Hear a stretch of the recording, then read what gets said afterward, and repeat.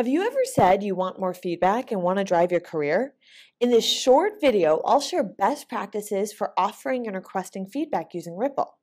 Let's dive in. When you log into Rypple, you'll notice a feedback button on the top right of every page.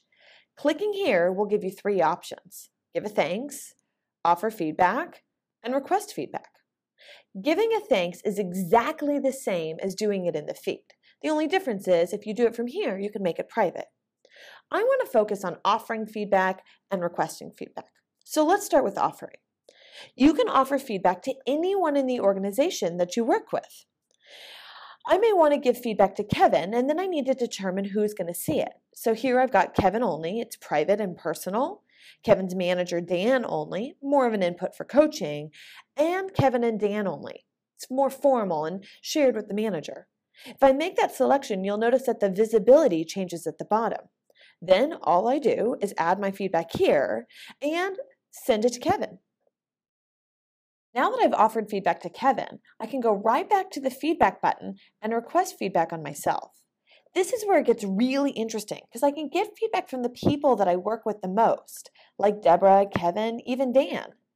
And if I type my question there, what's one thing I can do to better present Rypple to you?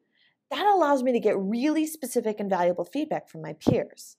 You'll notice that if I change to feedback on a topic, the question stays the same, the people stay the same, but three things changes. The first is all replies will be anonymous, and I can ask for a 1 to 5 rating. If you have a more quantitative question, that can make a lot of sense. The third thing is I can customize an email link. Simply by copying and pasting this link right into an email, I can get feedback from customers, partners, and vendors. The third option under requesting feedback is feedback on people I'm coaching. Nick is a new member of our team, and I want to get feedback on him. I'm going to ask the key players on our team who we work with every single day. But I want to change the question. So Nick is reaching his 90-day mark. What is one thing he can do to work better with you? You'll notice that for the visibility, I can see everything. Deborah, Kevin, and Dan are only going to be able to see what each one of them wrote. Simply by sending this request here, I will ask each one of them for their feedback. You probably want to know where all this feedback lives. It's easy. Right under you, you'll see a feedback tab, and you've got feedback given and feedback received. That's all the feedback and everything that you're working on. It's that simple.